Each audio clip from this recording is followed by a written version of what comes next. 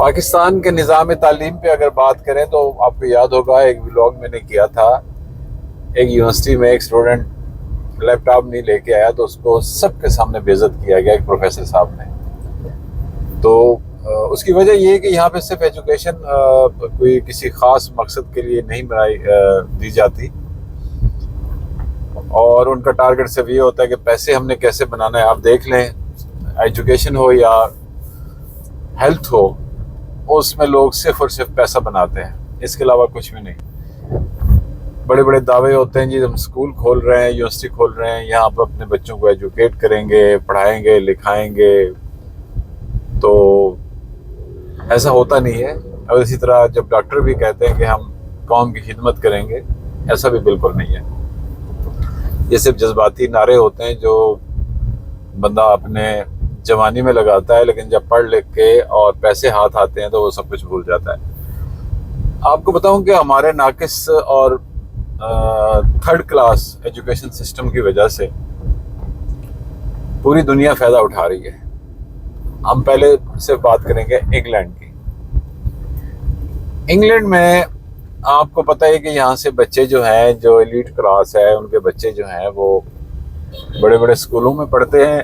وہ اسکول جو صرف فیسیں بڑے شوق سے لیتے ہیں اور اس کے بعد پڑھاتے ہیں اور ایک ایگزام کرواتے ہیں آپ کا کیمبرج یونیورسٹی سے، انگلینڈ سے. اب صورتحال یہ ہے دوستو کہ برٹش کونسل نے اس سال بتایا کہ جی اس سال او لیول کے جو اسٹوڈنٹ ہیں ان کی تعداد 40 لاکھ ہے. یہ میں صرف او لیول کی بات کر رہا ہوں، اس کے بعد اے لیول بھی ہے، اور یہ شاید 2 دفعہ ایگزام ہوتا ہے ان کا سال میں. تو او لیول کے جو 8 مضامین ہیں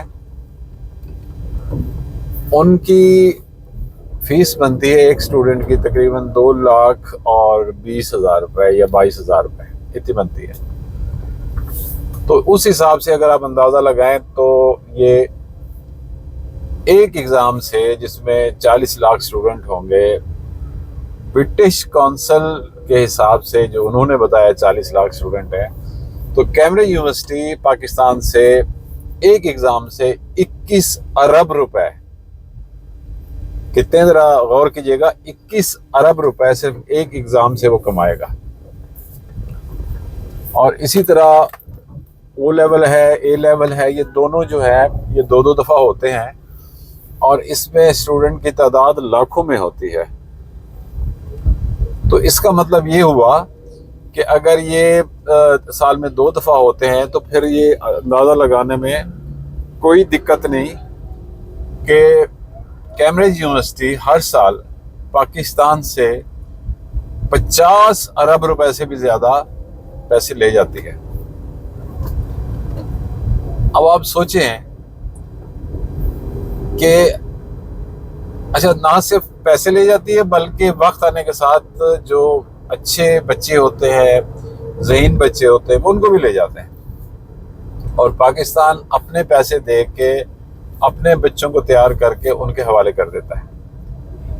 اسی طرح ظاہری بات ہے اسٹوڈنٹ دوسرے ملکوں میں جاتے ہیں، جرمنی میں بہت جا رہے ہیں، انگلینڈ اٹلی میں بہت جا رہے ہیں، اور مختلف یورپین کنٹریز ہیں.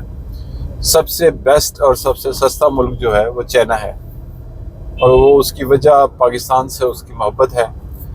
اس نے اکاموڈیشن، ایجوکیشن اور بہت کچھ سستا کیا ہوا ہے.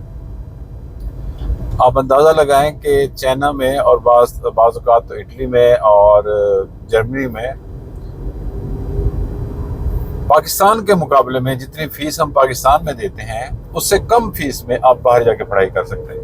آپ اندازہ لگا لیں کہ یہاں کے لوگ، یہاں کی یونیورسٹیاں کس طرح والدین کو اور بچوں کو لوٹ رہی ہیں. تو سادہ سا سوال ہے، ہمارا ہر شعبہ سوری، وہ چاہے ہیلتھ ہو، چاہے ایجوکیشن ہو، بہت بے تحاشا شعبے ہیں. اگر میں گنوانا شروع کر دوں تو ختم ہی نہیں ہوں گے. ان کو کون ٹھیک کرے گا یار؟ یہ کیسے ٹھیک ہوں گے؟ ہم اپنے آپ کو बच्चों को उनको मुस्तकबिल तबाह कर रहे हैं, उनकी आने वाली अपनी नस्लें तबाह कर रहे हैं। हमें कोई होश नहीं है, हम सिर्फ आज को देख रहे हैं कि आज हमने कितने पैसे बनाने हैं, कितनी करप्शन करनी है और कहाँ कहाँ से करप्शन करनी है, हम सिर्फ ये देख रहे हैं। कोई बंदा मुल्क का नहीं सोच रहा। इतना शानदार मुल्क, इतनी शानदार आर्मी, इतनी शानदार वेदर, इतनी शानदार हर चीज़ अल्लाह ताला ने अता की है, इतना ज़्यादा कि बंदा सोच भी नहीं सकता। लेकिन हालत ये है कि करप्शन जड़ें पकड़ चुकी है बेतहाशा तरीके से। और उससे बड़ी बात, सबको पता है करप्शन हो रही है और सबको पता है कौन कौन कर रहा है, लेकिन किसी में जुर्रत नहीं है कि उनको रोक सके। बल्कि मज़े की बात यह है, जो सबसे ज़्यादा करप्ट लोग हैं उनके आप भाषण सुनते हैं कि हम करप्शन नहीं होने देंगे। मुझे तो इतना भी याद है कि एक MNA जो है वो टीवी शो में कह रहा था क्या करप्शन पे हमारा हक नहीं है।